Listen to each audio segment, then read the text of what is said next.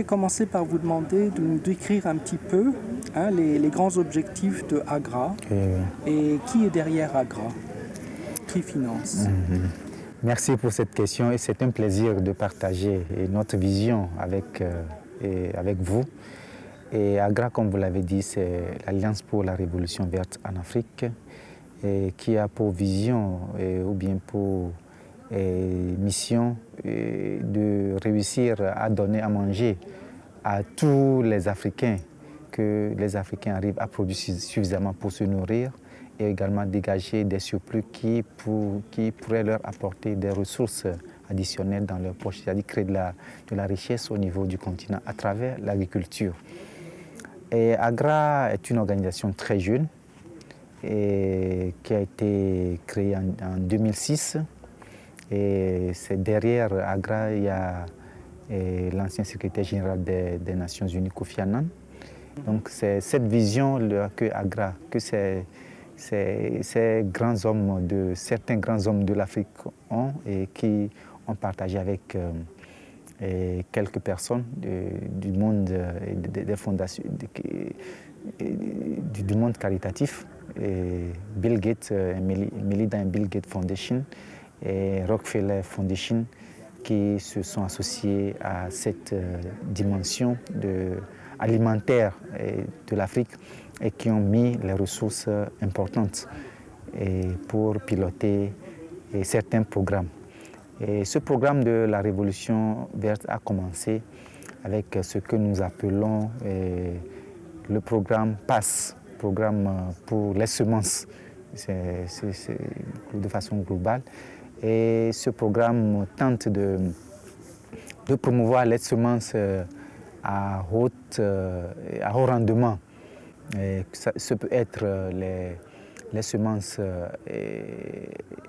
locales qu'on essaie d'améliorer. Mais surtout, ces derniers mois, on est tourné vers les hybrides. Le second programme, c'est le programme sur la santé du sol. Ce programme qui a 3 volets. Le premier sur la formation de nouveaux cadres scientifiques pour pouvoir s'occuper des problèmes de sol et également des recherches au niveau de l'agrobusiness, au niveau du marketing des produits agricoles, au niveau même de la qualité des intrants.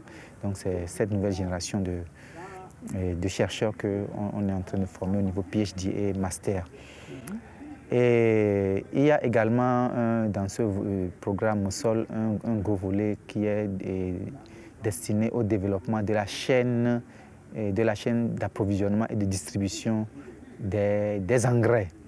Troisième programme sur le marché, c'est comment faire pour valoriser les productions. Et un autre programme, le programme politique, qui essaie de travailler avec les différents acteurs, surtout les décideurs politiques, pour partager cette vision de la révolution verte et pouvoir la réaliser avec les producteurs, les privés et tous les chercheurs, les vulgarisateurs au niveau de chaque pays et au niveau de l'ensemble de l'Afrique.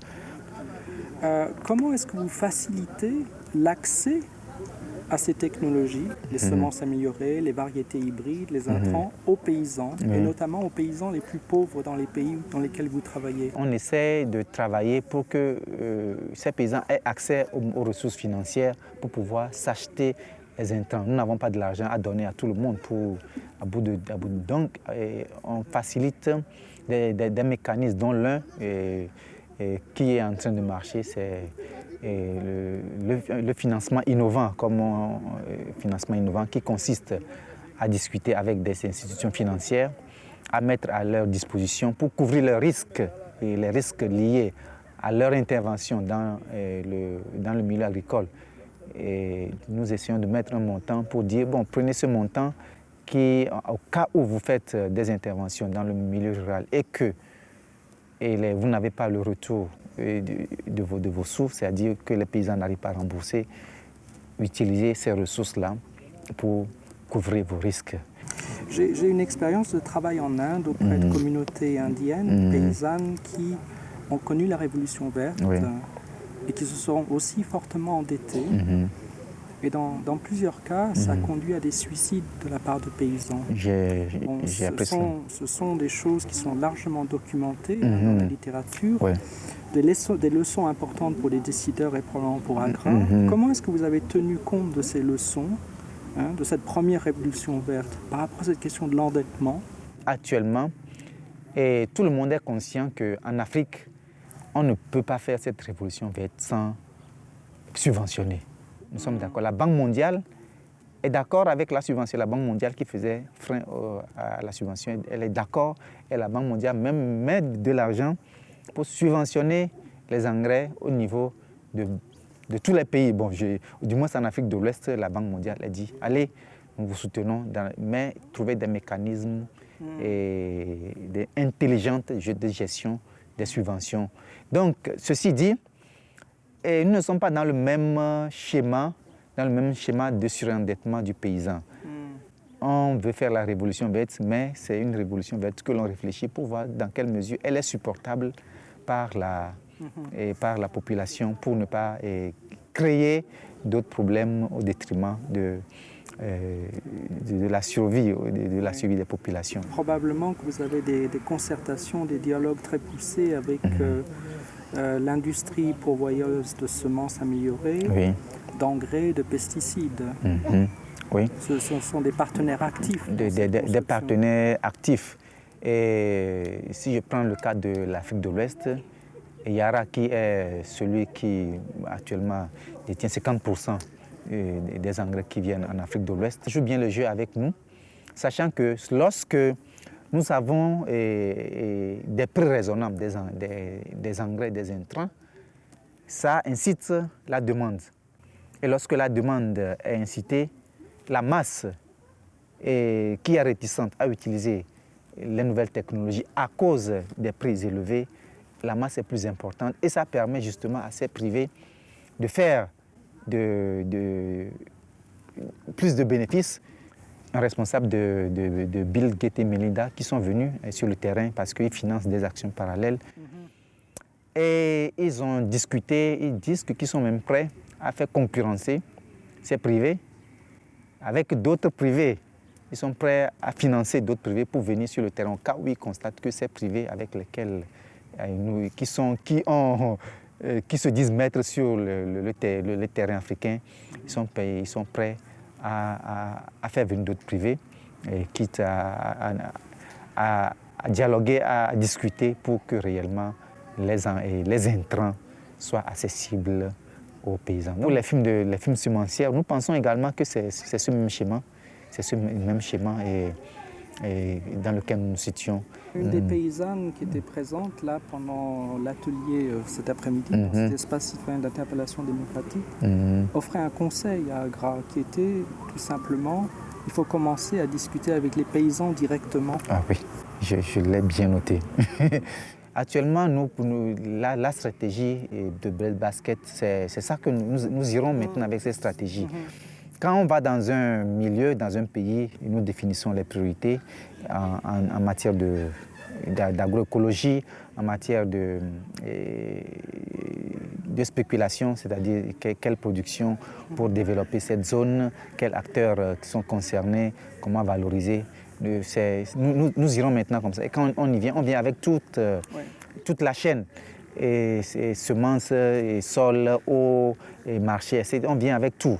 Et là, c'est tous les acteurs qui sont concernés. Ce ne sera plus avec la compagnie ou bien la société de production semencière, ni seulement avec le chercheur de l'EIRB et de l'INERA.